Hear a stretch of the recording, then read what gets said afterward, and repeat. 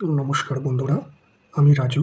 এই ভিডিওতে আমি আপনাদের দেখাবো যে বর্তমান ভোটার লিস্টে আপনার নাম রয়েছে এবং আপনি ভোটও দিয়েছেন, কিন্তু 2002 সালে আপনি ভোট দেননি। সেটা যে কোনো কারণেই হোক, সেই সময় হয়তো আপনার ভোট দেওয়ার বয়স হয়নি বা অন্য কোনো কারণে ভোট দেয়নি, বা আপনার পরিবারের আপনার অভিভাবক কেউ 2002 সালে ভোট দেয়নি, সে যে কোনো কারণেই হোক। এই মতাবস্থায় আপনি কিভাবে এসআইআর ফর্মটা ফিল আপ করবেন, সেটাই এই ভিডিওতে আমি আপনাদের দেখাবো। দেখুন, আপনার সামনে আমি আমার অরিজিনাল ফর্মটা দেখাচ্ছি। এই যে জায়গাটা আমার কাটা রয়েছে সমস্ত ইনফরমেশনগুলো, প্রথমের খোপটাতে এখানে আপনার বর্তমান ডিটেলসটা ছাপানো থাকবে। তারপরে আপনার বিধানসভার যাবতীয় ডিটেলস এখানে দেওয়া থাকবে। তারপরে থাকবে কিউআর কোড, তারপরে আপনার বর্তমান ভোটের ফটো, আর তারপরের যে ফাঁকা জায়গা রয়েছে সেখানে আপনি বর্তমানে তোলা একটা পাসপোর্ট সাইজ কালার ফটো আপনি সেখানে লাগিয়ে দেবেন। এরপরে দেখুন, সবার উপরে রয়েছে জন্ম তারিখ। সেখানে আপনি প্রথমে আপনার জন্মদিন, জন্ম মাস, তারপরে জন্ম সাল, সেটা দিয়ে আপনি সেখানে ফিল আপ করে দেবেন। তারপরে রয়েছে আধার নম্বর। আপনার যে আধার কার্ডের নম্বর রয়েছে 12 সংখ্যা, সেই 12 সংখ্যার আধার কার্ডের নাম্বারটা আপনি সেখানে ফিল আপ করে দেবেন। বন্ধুরা, এখানে আমি যে ফিল আপগুলো করছি এগুলো সব কিন্তু ড্যামি, আমার স্যাম্পল ইনফরমেশান, ঠিক আছে? এগুলো আমার অরিজিনাল ইনফরমেশান নয়, এটা আপনাদের বোঝানোর জন্য আমি ফিল আপ করছি, ঠিক আছে? তার নিচে আধার কার্ডের নিচেই আপনার মোবাইল নাম্বার দেওয়ার জায়গা রয়েছে, সেখানে আপনি আপনার মোবাইল নাম্বারটা দিয়ে দেবেন।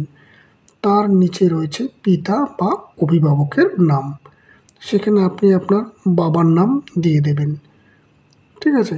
যদি বাবার পরিবর্তে আপনার অন্য কোনো অভিভাবক নাম থাকে আপনার ভোটার কার্ডে, আপনি সেটা দিতে পারেন। তার নিচে রয়েছে অভিভাবকের ভোটার আইডি কার্ডের নাম্বার। তা আপনার অভিভাবক, আপনার বাবার যা ভোটার আইডি কার্ড নাম্বার রয়েছে সেটা আপনি সেখানে দিয়ে দিলেন নির্ভুলভাবে। তার নিচে রয়েছে আপনার মায়ের নাম, সেখানে আপনি আপনার মায়ের নামটা লিখে দেবেন। এই সমস্ত ইনফরমেশান যেগুলো আমি লিখছি সেগুলো জাস্ট ড্যামি ইনফরমেশান, ঠিক আছে? আপনাদের বোঝানোর সুবিধার জন্য। মায়ের নাম লেখার পরে তার নিচে মায়ের ভোটার আইডি কার্ডের নাম্বারটা লিখে দেব।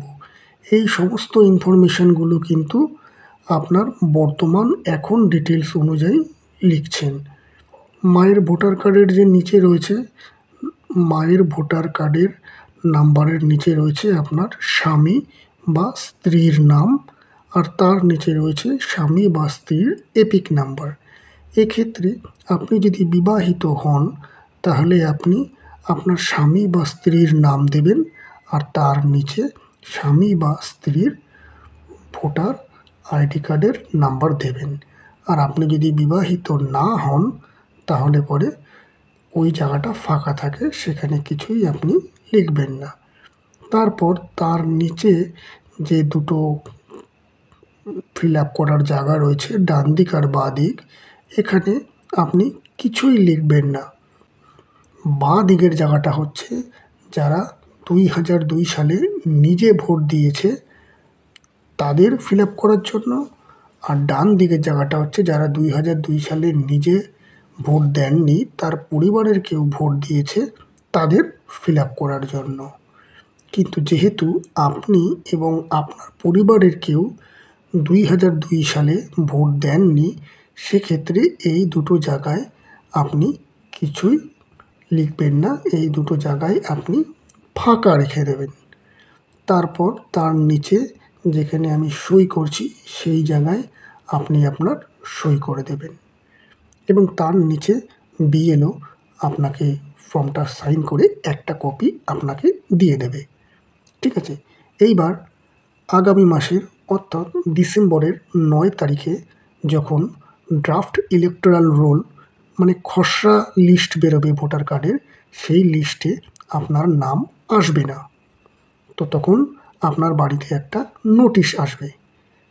সেই নোটিশের ডেট অনুযায়ী আপনি আপনার পর্যাপ্ত যে সমস্ত ডকুমেন্টসগুলো রয়েছে সেই সমস্ত ডকুমেন্টসগুলো নিয়ে আপনি সেই নির্বাচন আধিকারিকের হিয়ারিংয়ে যখন যাবেন তখন তারা সেগুলো ভেরিফাই করে এসআইআর লিস্টে আপনার নামটা তুলে দেবে। এবার কোন কোন ডকুমেন্টসগুলো আপনি নিয়ে যাবেন সেগুলো অলরেডি আপনি দেখেছেন, জানেন, তবুও আমি একবার বোঝার সুবিধার জন্য আপনাদেরকে বলে দিচ্ছি।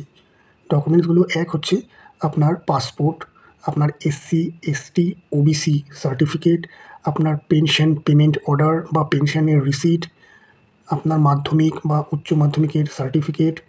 এই সমস্ত যে মাধ্যমিক এবং উচ্চ মাধ্যমিকের যে সার্টিফিকেট, সেই সার্টিফিকেটগুলো অবশ্যই অথরাইজড ইনস্টিটিউশনের থেকে হওয়া হতে হবে, ঠিক আছে? এছাড়াও যারা পিছিয়ে পড়া আদিবাসী রয়েছে তাদের ফরেস্ট রাইট সার্টিফিকেট, আপনার রেন্ট এগ্রিমেন্ট বা বাড়ির দলিল। তবে একটা জিনিস খেয়াল রাখবেন, আপনি এক্ষেত্রে কিন্তু ব্যাংকের পাসবই, ব্যাংকের পোস্ট অফিসের পাসবুক, এলআইসির রিসিট, যে কোনো সরকারি ডকুমেন্টস দেখাতে পারবেন, বা আপনার ফ্যামিলি রেজিস্টার্ড ইত্যাদি। এই সমস্ত যে জিনিসগুলো রয়েছে, বার্থ সার্টিফিকেটও রয়েছে এর মধ্যে। তবে খেয়াল রাখবেন এই সমস্ত জিনিসগুলোর ডেট যে রয়েছে, ইস্যু ডেট, সেটা যেন অবশ্যই 1 জুলাই 1987 সালের ন্যূনতম ডেট হয়। যে কোনো একটা ডকুমেন্টস দেখাতে পারলে আপনার 2026 সালের যে আমাদের এসআইআর লিস্ট হয়েছে সেই লিস্টে আপনার নামটা এন্ট্রি হয়ে যাবে, যদিও আপনার পরিবারের কেউ বা আপনি 2002 সালে ভোট দেননি। আশা করি ভিডিওটা আপনাদের কাজে আসবে এবং ভালো লেগেছে। যদি ভালো লাগে অবশ্যই আমার চ্যানেলটি সাবস্ক্রাইব করে দেবেন ভবিষ্যতে এই ধরনের গুরুত্বপূর্ণ ভিডিওগুলো পাওয়ার জন্য। ধন্যবাদ, ভালো থাকুন, সুস্থ থাকুন। দেখা হচ্ছে পরের ভিডিওতে।